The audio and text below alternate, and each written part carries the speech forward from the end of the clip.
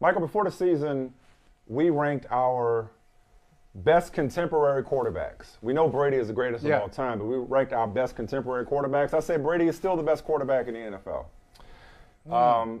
And we know that traditionally quarterbacks get too much credit and too much blame. Right. But I'm like most people, I think Brady hung the moon and the stars. I think he can do no wrong. I think he's above reproach for the most part. When he missed a couple of weeks of training camp, I said it's no big deal. It's Tom Brady. All that aside, all those qualifiers aside, all that preamble aside, say, bruh, I bet not see you yelling and screaming at your offensive lineman. When you decided that it was a better use of your time to go to your former boss's wedding. Yeah.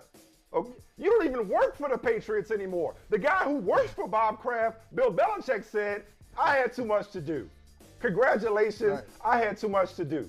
You should have RSVP'd no the moment that came out, okay? It ain't like you no-showed and Bob Kraft had to pay for a plate that he expected you to be there for, okay? Right.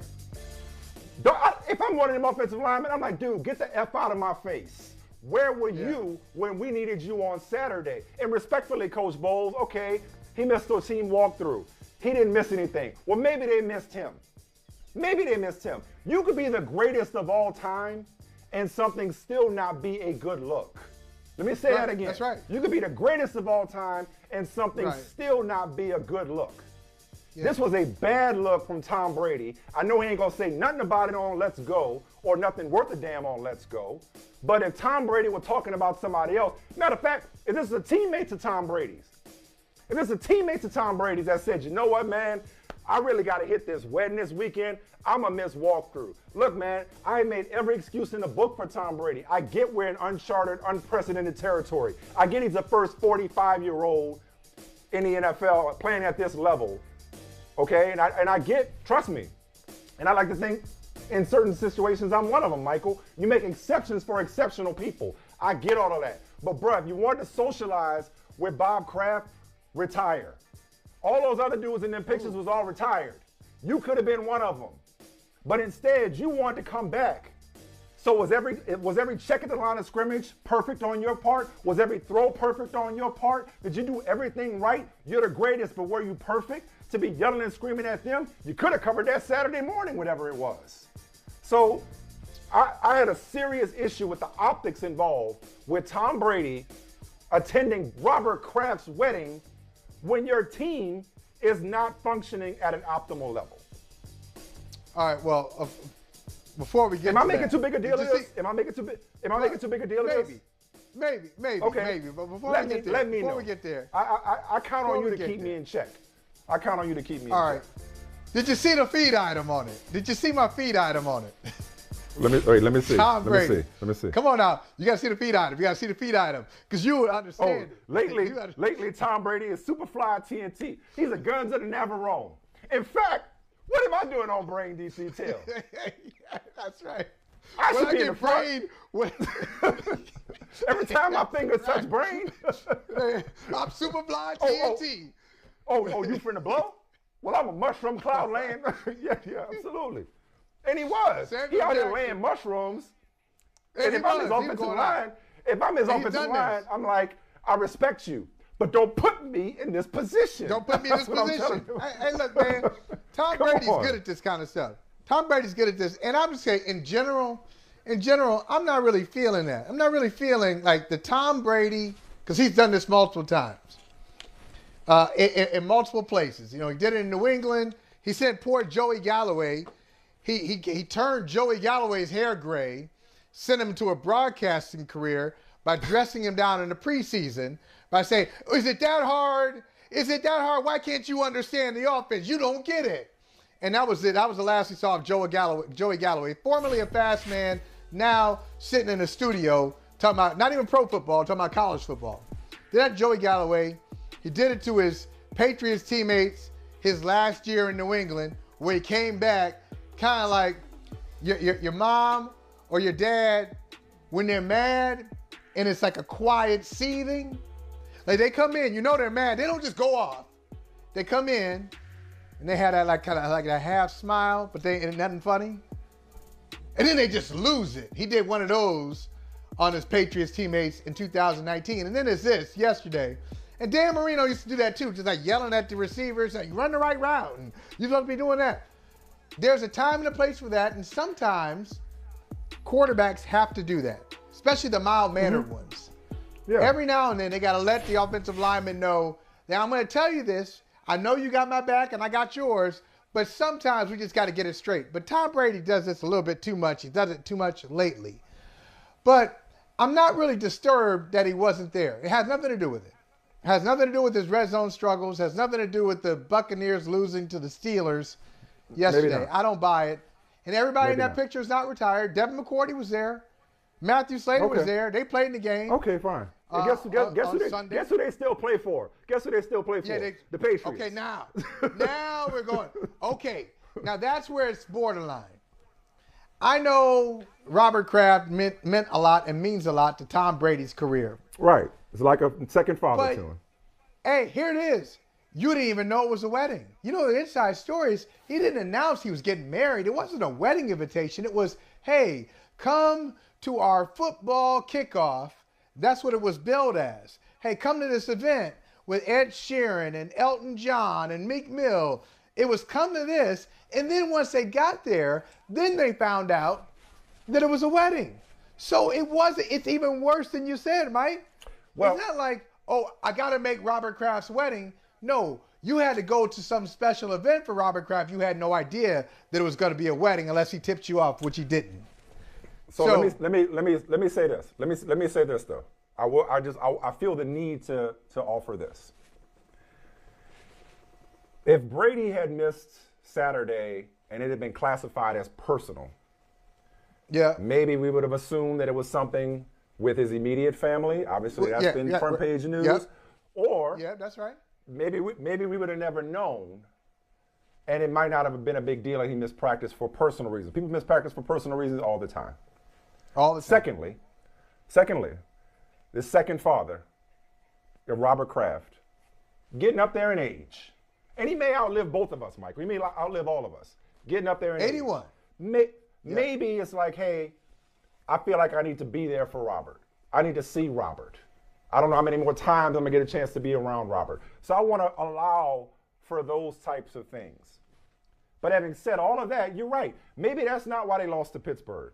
First of all, before we get too far, shout out to Mike Tomlin and the Steelers. Reminder and memo to self. Don't ever write off a Tomlin team, okay? Because that team looked cooked. Even when they don't look good. Right off the streak. Exactly. Oh, this might be that entire career with no losing seasons might be in danger. It's like, okay, maybe it is, but it ain't going quietly into that particular good night, okay? We seek no comfort.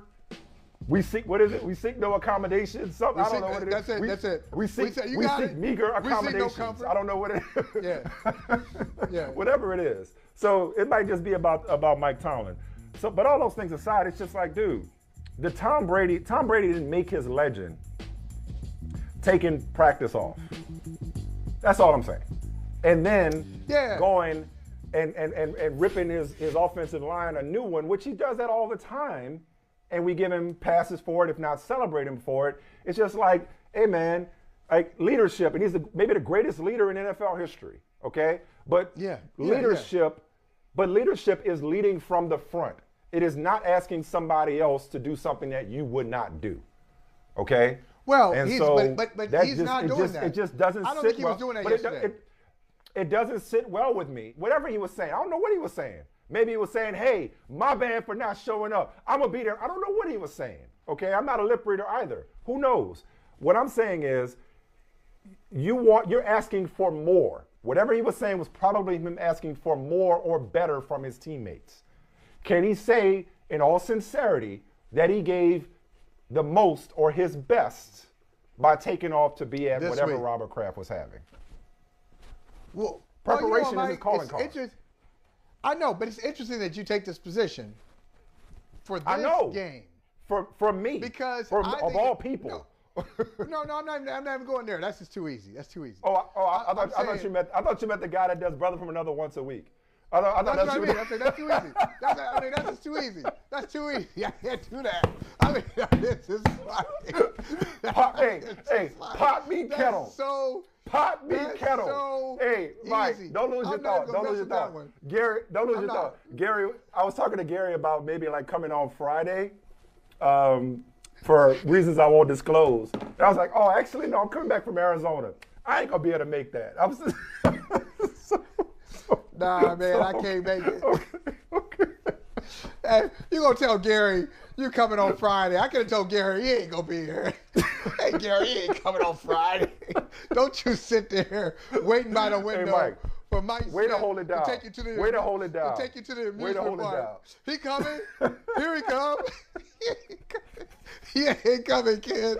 I wonder how many people, honestly, I wonder how many people, our loyal viewers, are watching this entire rant by me, and they're like, this part-time mofo, this dog, we don't even see you no more. You talking about somebody not showing up to practice? We talking about practice, and you ain't even on your own show. My face is on the beginning of the show, and that's the end of me. You put your chest into it, though.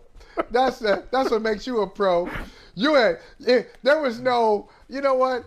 I feel kind of guilty saying this. No, you went way out. You were like, nah. I said it like I'm Jordan Poyer and driving 16 hours in a Mercedes Sprinter, but driving 16 hours because I can't fly because I got a collapsed lung and a rib injury. I ain't Jordan Poyer in this piece. I ain't the teammate of the year. I'm going but hey, I had to let him have it. But why are you surprised? But the reason, yeah.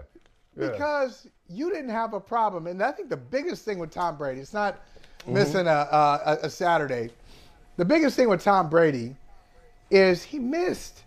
He took 2 weeks off in the middle of training camp.